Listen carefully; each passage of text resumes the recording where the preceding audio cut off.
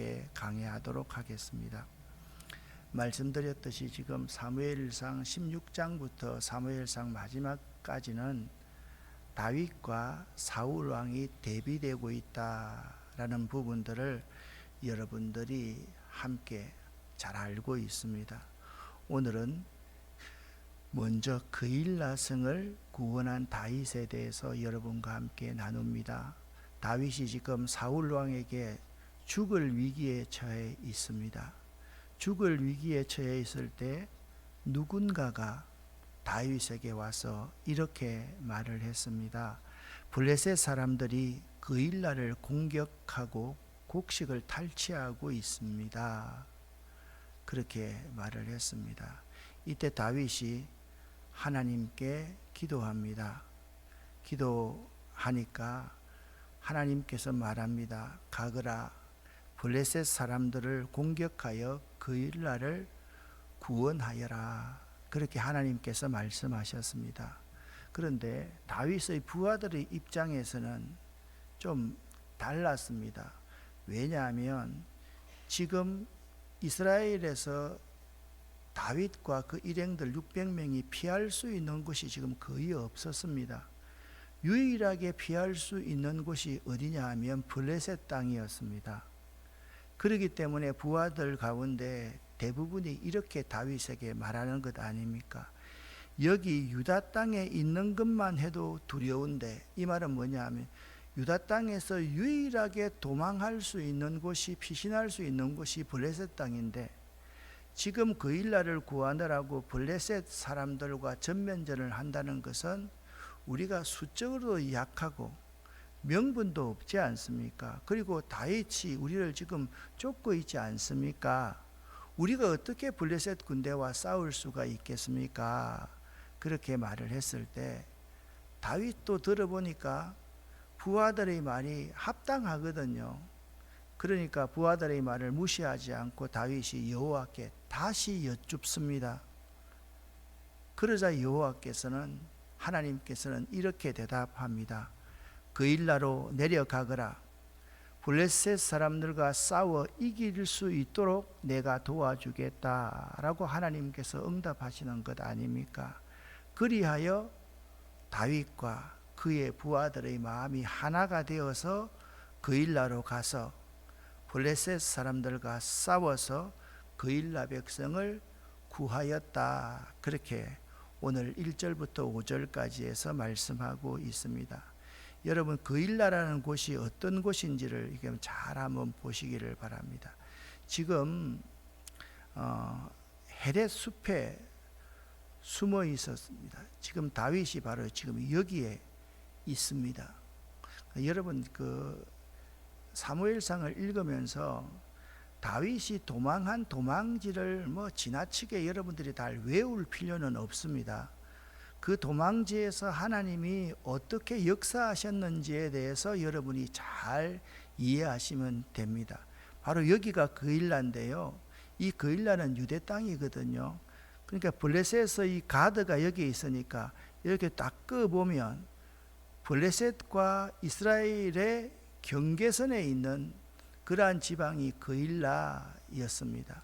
이 그일라에 블레셋 군이 침범을 해서 그일라 사람들이 지금 다 모든 것을 탈취당하고 있습니다 라고 그렇게 보고가 들어왔던 거지요. 여러분, 이 블레셋도요, 정보를 이용해서 사울 왕이 다윗 죽이기에 혈안이 되어 있는 틈을 노려서 접경지대에 있는 그일라를 침입하였던 것입니다. 다윗은 그 소식을 듣자마자 곧 바로 하나님께 기도합니다. 자기가 그일라로 가서 블레셋과 싸워야 할 것인지 여부를 물었습니다. 그일라로 내려가라는 응답을 받은 다윗은 그일라로 진격하기로 실행할 때 말씀드렸듯이 부하들이 반대를 합니다. 부하들의 반대는 참 일리 있는 말이었습니다. 이때 다윗이 다시 여호와께 여쭈어 보았다라고 4절에 말씀하고 있습니다. 그래서 하나님께서 허락하시니까 그리하여 다윗과 그의 부하들의 마음이 하나가 되어서 그일라로 가서 그일라 거민을 구원하였다 라고 말씀하고 있습니다. 여기서 우리가 중요한 교훈을 얻을 수가 있습니다. 다윗은 지금 비록 사울에게 쫓기며 생명의 위협을 받는 처지에 있었지만 동족이 괴로움을 당하는 사실을 수수방관하고 있을 수는 없었던 사람이었던 것입니다. 여러분, 우리는 꼭 이런 생각을 합니다. 좋은 여건, 나은 여건 속에서만 남을 도울 수 있다라고 생각을 합니다. 그런데 여러분, 꼭 좋은 여건 속에만 남을 도울 수 있는 것이 아닙니다. 어떤 상황이든지 더 어려움을 당하는 이웃을 외면하면 안 될 것입니다. 또한 우리는 다윗처럼 모든 일을 시작할 때 하나님께 묻는 습관을 가져야만 합니다. 근데 보통 사람들은 시작할 때 하나님을 묻지 않고 결정해놓고 하나님께 묻습니다. 그리고 결정해놓고 하나님께 묻고 그 하나님의 대답이 내 결정과 틀리면 그것이 하나님의 뜻이 아니라고 생각할 때가 참으로 많습니다. 먼저 일을 시작하기 전에, 행동하기 전에 기도부터 먼저 해야만 하는 것입니다. 그리고 부하들이 어떤 이견을 제시할 때 그 부하들의 의견을 내가 하나님께 응답받았다고 해서 바로 무시하지 말고 다시 하나님께 물으면 부하들의 마음과 지도자의 마음이 하나가 된다, 하나가 될 수 있다, 그래서 대업을 이룰 수 있다, 그것을 오늘 본문 말씀을 통해서 배울 수가 있습니다. 이 그림은 뭐냐 하면 이스라엘 백성들이 가나안 땅에 나와서 광야 생활을 하다가 이제 아이성을 공격할 때입니다. 아이성을 공격할 때는 먼저 여리고성에서 아무런 무기를 사용하지 않고 큰 대성을 했습니다. 이스라엘 백성들이 교만하였지요. 그래서 하나님께 묻지 않고 아이성을 공격하다가 대패했던 그림이 바로 이 그림입니다. 여러분, 우리는요 항상 이 아이성의 패배, 그리고 다윗이 지금 그일라성을 치러 갈 때 하나님께 묻고 또 물었던 것처럼 큰 일은 물론이고 작은 일까지도 하나님께 묻고 또 물을 수 있는 신앙적 자세를 꼭 가질 수 있어야만 합니다. 이것이 신앙인의 가장 기본이라는 사실을 알아야만 합니다. 그런데 사울왕은 달랐습니다. 다윗의 위기를 자기의 호기로 삼으려는 사울왕의 어리석음이 오늘 6절부터 쭉 나타나 있습니다. 여러분과 제가 이 말씀을 함께 읽어 보겠습니다. 아히멜렉의 아들 아비아달이 그일라 다윗에게로 도망할 때에 손에 에봇을 가지고 내려왔더라.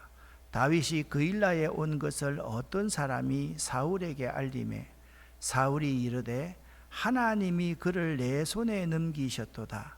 그가 문과 문빗장이 있는 성읍에 들어갔으니 갇혔도다. 사울이 모든 백성을 군사로 불러 모으고 그일라로 내려가서 다윗과 그의 사람들을 애워싸려 하다니. 아멘. 여기 보면 아히멜렉이라는 제사장, 노브의 대제사장이 다윗에게 떡을 주고 칼을 주고 기도했다는 이유로 사울에게 85명의 제사장들과 어린아이들, 그 여인들이 다 죽임을 당했던 거 여러분 기억하시죠? 이 아비멜렉의 아들 제사장이 누구냐고 하면 아비아달이었습니다.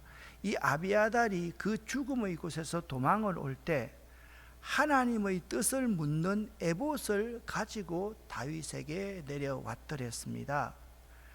자, 그걸 오늘 말씀을 하고 있습니다. 9절부터 계속 읽습니다. 다윗은 사울이 자기를 해하려 하려는 음모를 알고 제사장 아비아달에게 이르되 에봇을 이리로 가져오라 하고 다윗이 이르되 이스라엘 하나님 여호와여, 사울이 나 때문에 이 성읍을 멸하려고 그일라로 내려오기를 꾀한다 함을 주의 종이 분명히 들었나이다. 그일라 사람들이 나를 그의 손에 넘기겠나이까? 주의 종이 들은 대로 사울이 내려오겠나이까? 이스라엘의 하나님 여호와여, 원하건대 주의 종에게 일러 주옵소서 하니 여호와께서 이르시되 그가 내려오리라 하신지라. 다윗이 이르되 그일라 사람들이 나와 내 사람들을 사울의 손에 넘기겠나이까 하니 여호와께서 이르시되 그들이 너를 넘기리라 하신지라. 다윗과 그의 사람 600명 가량이 일어나 그일라를 떠나서 갈 수 있는 곳으로 갔더니 다윗이 그일라에게 피한 것을 어떤 사람이 사울에게 말하매 사울이 가기를 그치니라. 아멘. 여러분 13절 말씀을 보면 그의 사람 600명 가량이 일어나 이 그일라를 떠나서 피할 수 있는 쥐구멍이라도 가는 심정이 13절에 나타나 있습니다. 다윗은요, 위험 중에서라도 그일라를 구출하였으나 사울은 왕으로서의 본분을 망각한 채 다윗 죽이는 일에만 급급해 있었습니다. 사실 지금 그 나라의 왕이 사울인데 그일라 백성들이 어려움을 당했다고 하면 사울이 가서 구해야 되는 것 아닙니까? 맞죠? 그죠? 그러면 다윗이 도망하는 중에 그일라 백성을 구원해 주었으면 사울 왕이 상이라도 줘야 되는 것 아닙니까? 그런데 사울은 그렇지 않았습니다. 다윗이 그일라에 있다는 소식을 듣게 된 사울은요, 이제 하나님께서 다윗을 자기 손에 붙이셨다고 호언장담하고 있고 다윗이 더 이상 피할 곳이 없다라고 생각하면서 하나님을 언급하고 있습니다. 이러한 사울의 행위는요, 말은요, 은사는요, 하나님을 모독하는 망령된 태도였음을 알 수가 있습니다. 아니, 사람 죽이는데 하나님이 다윗을 내 손에 붙여주셨다. 하나님이 뭐 사람 죽이는 백정두목입니까? 아니지 않습니까? 그런데 사울은 하나님을 그렇게 아주 무시하는 말을 하고 있는 것입니다. 여기 다윗과 사울을 한번 비교해 보도록 하겠습니다. 다윗은 이런 사람입니다. 하나님을 바라보며입니다. 바라보면서 사는 신앙인이 다윗이었습니다. 그러니까 다윗의 모든 관심은 하나님에게 있었습니다. 근데 사울의 모든 관심은 어디에 있었는가 하면 다윗에게 있는 거예요. 그러니까 사울의 모든 관심은 세상을 보면서 하나님의 사람 다윗을 경쟁자로 여기며 사는 세상 사람의 유형이 사울 왕이다라는 점을 우리는 깨달아 알 수가 있습니다. 여러분, 세상을 바라보고 살면요, 자신의 위치를 망각하게 되어 있습니다. 지금 사울 왕이 위치가 온 이스라엘을 하나님께서 그에게 맡겨주셨지 않습니까? 하나님을 대리하는 사람이 사울 왕이었습니다. 그런데 사울 왕의 눈이 높은 하늘에 있지 않고 이 땅에 있고 권력에 있으니까, 성공에 있으니까, 돈에 있으니까, 사람만 보이기 때문에 자신의 위치를 망각하고 있는 것입니다. 사울에게는 지금 하나님이 없었습니다. 하나님이 부르시는 악심만 사울에게 있는 것입니다. 그런데 이런 사람의 특징이 있습니다. 이런 사람은 반드시 실패하는데요, 실패했을 때 하나님을 찾습니다. 실패했을 때 눈물을 흘립니다. 실패했을 때 순간적으로 잘못했다고 그럽니다.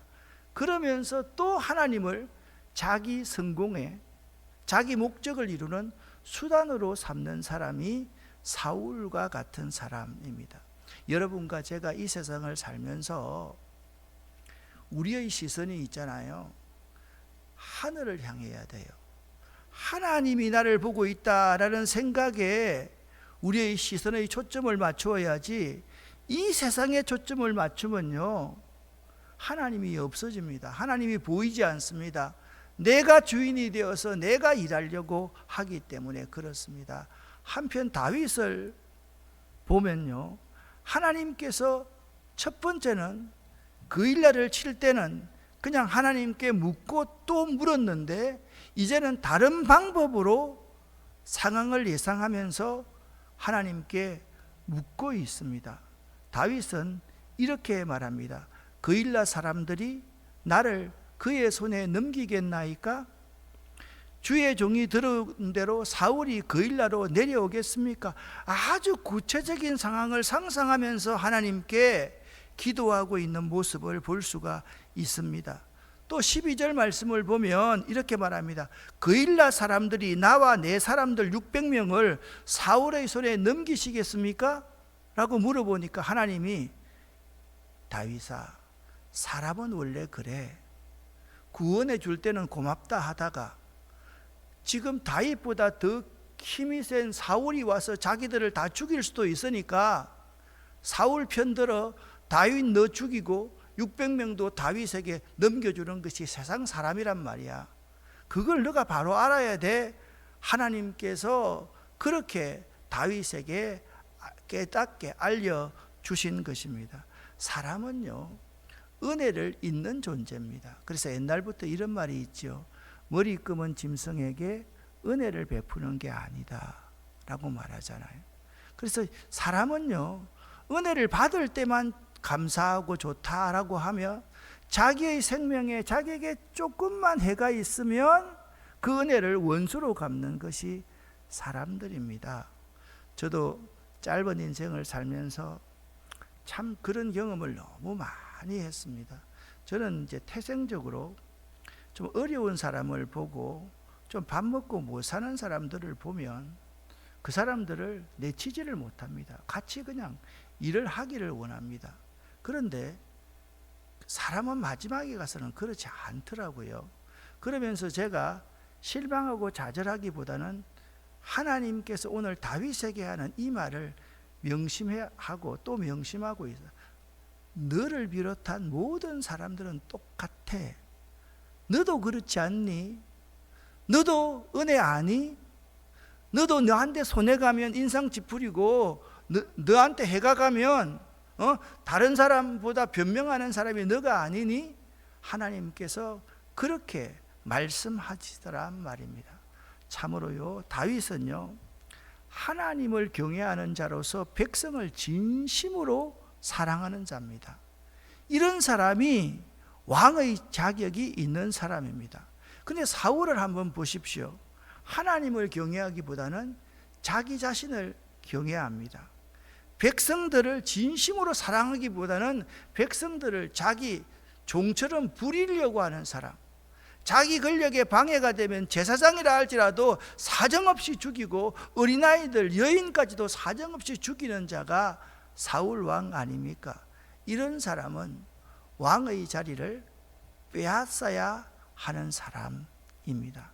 다윗은요, 하나님의 도우심으로 하나님의 응답하심을 듣고 600명의 부하들과 함께 이곳저곳으로 이동하였으며 그 결과 사울은 다윗 쫓는 일을 일시에 멈추게 됨으로써 끝납니다. 그런데 여기서 굉장히 중요한 사건 하나가 있습니다. 그것이 15절부터 18절인데요.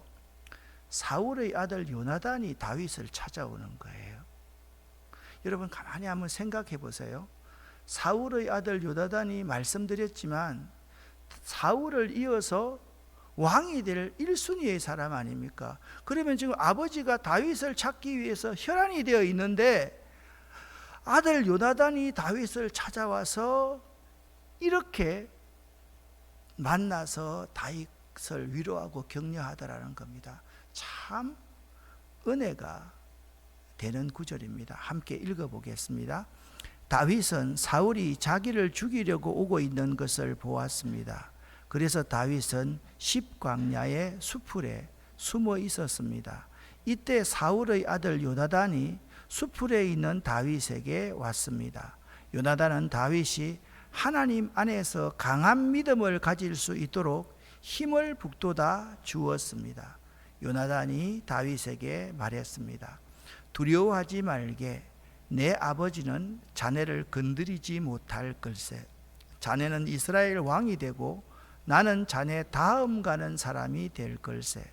내 아버지인 사울도 이 사실을 알고 계시네. 두 사람은 여호와 앞에서 언약을 맺었습니다.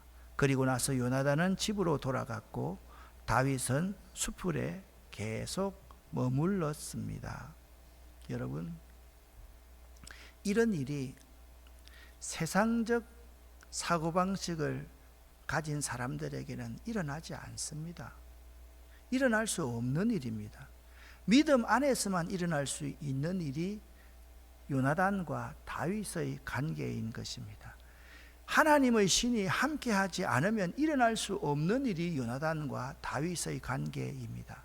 이런 자들을 이 하나님의 말씀인 성경은요, 이렇게 언급하고 있습니다. 하나님의 언약 안에 있는 사람이라고 말을 합니다. 은혜 안에 있는 자는 언약 안에 있는 자라고 말할 수가 있습니다.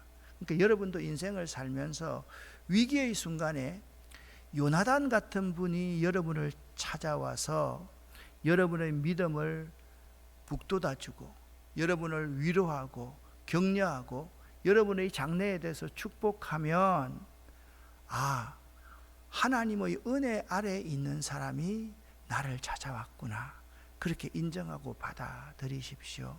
그리고 여러분들도 그분과 함께 하나님의 은혜 아래에서 이 위기의 순간을 잘 이겨야 되겠다라고 그렇게 생각해야지. 사람은 그렇지 않습니다.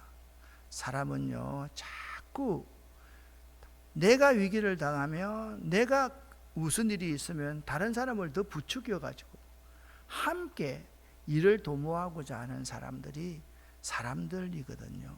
그래서 우리가 예수 그리스도로 말미암아 하나님과 언약 안에 있는 자들이라는 사실을 알면 우리는 정말 겸손해질 수밖에 없습니다.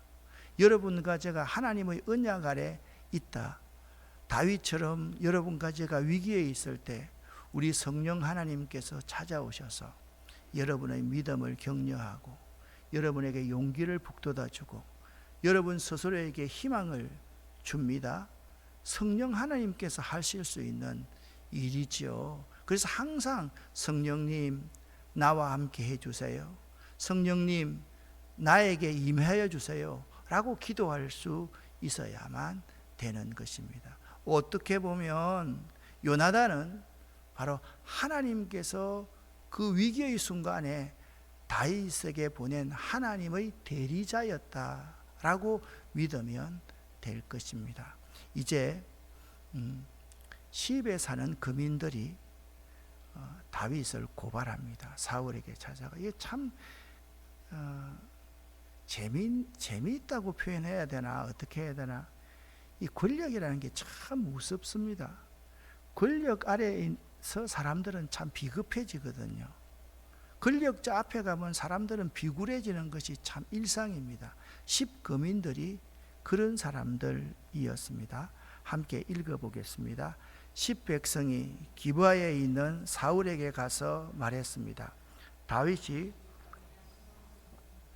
그는 수풀의 요새에 있습니다. 그 요새는 여시몬 남쪽의 하길라 언덕 위에 있습니다. 왕이시여, 어느 때든 내려오십시오. 기꺼이 다윗을 왕께 넘겨드리겠습니다. 사울이 대답하였습니다. 나를 도와준 여러분에게 여호와께서 복을 주시길 바라오. 가서 다윗에 대해 더 알아봐 주시오. 다윗이 어디에 머물러 있는지 알아보시오. 그는 영리하다고 들었소. 다윗이 숨는 데 사용하는 장소를 다 찾아보시오. 그런 후에 나에게 다시 돌아와서 모든 것을 말해 주시오. 그러면 내가 여러분과 함께 가겠소. 만약 다윗이 그 지역에 있다면 내가 반드시 그를 찾아내겠소. 유다의 온 집안을 뒤져서라도 찾아내고 말겠소. 아멘. 여러분, 이제 우리가 10지방에 사는 사람이라고 한다면 우리가 이 김포 지역, 인천 지역, 강서구 지역, 일산, 고양 지역, 강화 지역을 얼마나 잘 알겠습니까? 그러면 한번 생각해 보세요. 이 10거민들이 모든 숨을 만한 곳을 다 찾으면 다윗은 더 이상 도망갈 곳이 없는 겁니다. 그런데 참 이렇게 말합니다. 나를 도와준 여러분에게 여호와께서 복을 주시길 바라오. 이게 지금 말도 안 되는 그냥 종교 장난을 하고 있는 다윗의 모습을 우리는 볼 수가 있습니다. 이 세상 사람들, 믿음 없는 사람들의 특징은 신앙과 하나님을 사유화하고 개인화합니다. 이게 가장 위험한데요. 하나님을 자신이 편리하게 부리고 부릅니다. 그리고 자신에게 도움이 되면 그것이 복이라고 말을 합니다. 그들은 하나님이 자신의 성공의 수단입니다. 신앙이 성공의 수단입니다. 그들은요, 생명 살리는 일을 하지 않습니다. 생명 죽이는 일에만 열심을 내고 생명 죽이는 일에만 협업을 하는 사람이 그들입니다. 이들이 믿음 없는 사람들의 특징입니다. 우리는 사울과 10사람들에게서 이런 모습을 잘 발견할 수가 있습니다. 여러분, 제일 먼저 그일라 백성들도 마찬가지잖아요. 만약 그일라에 사울 왕이 들어왔다라고 한다면 그일라 백성들은 다윗과 그 600명의 군사들을 다 잡아서 사울에게 바쳤을 것입니다. 빨리 그일라 지역을 빠져나왔기에 망정이죠. 이 10거민들도 마찬가지라는 것입니다. 이제 마지막으로 마온에서의 위기를 다윗이 어떻게 모면하는지 24절부터 29절 말씀 마지막 절까지 함께 읽어보겠습니다. 그리하여 10백성은 사울보다 먼저 시브로 돌아왔습니다. 다윗과 그의 부하들은 마온 땅에 있었습니다. 마온은 여시몬 남쪽 아라바에 있는 광야 지대였습니다. 사울과 그의 부하들이 다윗을 찾아다녔지만 다윗은 이미 사울이 자기를 찾아다니고 있다는 것을 백성들에게 들어 알고 있었습니다. 다윗은 바위로 내려가 마온 광야에 머물렀습니다. 사울은 다윗이 마온 광야로 내려갔다는 소식을 듣고 다윗의 뒤를 쫓아 마온 광야로 갔습니다. 사울이 산 이쪽으로 가고 다윗과 그의 부하들은 산 저쪽으로 갔습니다. 다윗과 그의 부하들은 사울에게서 멀리 피하기 위해 서둘러 움직였습니다. 사울과 그의 군인들은 다윗과 그의 부하들을 에워싸서 잡으려 하였습니다. 그때에 한 사람이 사울에게 와서 이렇게 전하였습니다. 빨리 오십시오. 블레셋 사람들이 우리 땅을 공격하고 있습니다. 그래서 블레셋 사람들과 싸우기 위해 돌아갔습니다. 셀라하마누곳이라고 부르는 것도 이 때문입니다. 다윗은 마온 광야를 떠나 엔게디 요새에서 살았습니다. 아멘. 여러분, 이 지도를 한번 보시기를 바랍니다. 이 지도를 보면 놉 땅에 피해 있던 다윗이 여기서 칼을 받고요,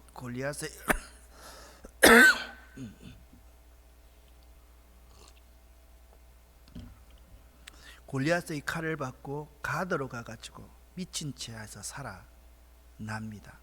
그리고 아둘람 굴러 와가지고 그일라 헤렛 숲으로 이렇게 왔습니다. 여기에 있을 때 그일라 성이 이제 침을 받아고 위험해서 그일라 사람들을 구출했습니다. 여기 10항무지 10사람들이 다윗을 사울에게 이제 신고를 하고 다윗을 배신하지요. 그런데 그때 이미 다윗은 어디 있느냐? 마온 항구지에 가 있었던 겁니다. 그러니까 하나님이 사울보다 한 걸음 앞서서 이렇게 다윗을 피하게 하신 거죠. 그리고 이 마온 항무지에 왔을 때 다윗은 이미 엔게디에 가 있었다라고 오늘 성경은 말씀하고 있습니다. 여러분, 가만히 한번 보십시오. 이런 다윗의 피신하는 그러한 그 장면들을 가만히 보면 다윗의 힘으로는 도무지 피할 수 없는 길이었습니다. 사실 다윗은 잡혀서 죽을 수밖에 없는 사람이었습니다. 어떻게 이 작은 나라, 이 작은 땅덩어리 안에서 사울을 피해서 다닐 수가 있었겠습니까? 그리고 가는 곳마다 사람들이 사울에게 신고하지 않습니까? 그런데도 불구하고 하나님이 다윗을 이렇게 인도하신다라는 것을 우리가 알 수가 있습니다. 그래서 하나님께서는요, 다윗에게 살 길을 허락하셨는데요, 그것은 블레셋이 이스라엘 경내를 침략함으로 인해서 사울은 어쩔 수 없이 철수하도록 하신 것입니다. 이것보다 더 큰 묘수가 어디 있겠습니까? 블레셋이 이스라엘을 침략하게 만든 것도 하나님의 한 수인 겁니다. 그래서 다윗이 살게 된 것입니다. 사랑하는 아름다운 교회 성도 여러분, 하나님의 마음에 합한 사람 다윗은요, 하나님께서 이처럼 위기의 순간에도 그를 보호하시고 인도해 주십니다. 그렇다고 한다면 우리는 어떻게 살아야 되겠습니까? 우리는 위기의 순간이 온다 그러면 겁내고 어떻게 피할까 두려워하고 떨고 있어야 되겠습니까? 아닙니다. 우리가 다윗에게서 귀한 교훈을 받을 수 있어야만 합니다. 우리도 다윗처럼 하나님의 마음에 합하는 삶을 살아가기만 하면, 할렐루야, 하나님께서는 어떠한 환경과 사람들을 통해서도 우리를 보호해 주실 거라는 사실입니다. 중요한 것은 위기의 순간에 내가 어떻게 행동할까, 어떻게 말을 할까, 어디로 도망갈까가 아닙니다. 내가 하나님의 마음에 합하는 삶을 살기 위해서 끊임없이 발부둥쳐야만 할 것입니다. 근데 오늘 성경에서 하나님의 마음에 합한 다윗의 모습은 무엇이었습니까? 딱 한 가지입니다. 무슨 일을 시작하기 전에 하나님께 묻고 또 묻고 또 물었다. 구체적으로 일어날 수 있는 상황들을 다 상상하면서 일어날 수 있는 경우의 수까지 하나님께 다 묻고 하나님의 응답을 받고 움직였다라는 사실을 알 수가 있습니다. 오늘 여러분과 제가 하나님의 사람으로, 하나님의 마음에 합한 사람으로 살아가려고 하면 항상 행동하기 전에, 말하기 전에 여러분과 제가 하나님께 묻고 또 물을 수 있는 여러분과 제가 될 수 있기를 예수 이름으로 간절히 축원합니다. 기도하겠습니다. 사랑하는 성도 여러분, 여러분과 제가 다윗처럼 하나님의 마음에 합하는 삶, 그것이 오늘 본 말씀에 의하면 무슨 일을 시작하기 전에 꼭 하나님께 묻고 또 물으라 말씀하십니다. 그리고 일어날 수 있는 경우의 수를 다 상상해서 구체적으로 하나님께 물어라, 그렇게 말씀하셨습니다. 여러분과 제가 그러한 삶을 살겠다고, 그러한 삶을 살아보겠다고 다짐하는 오늘 이 시간이 될 수 있기를 바랍니다. 주여 믿습니다. 3번 하는데요, 제가 먼저 말씀을 드립니다.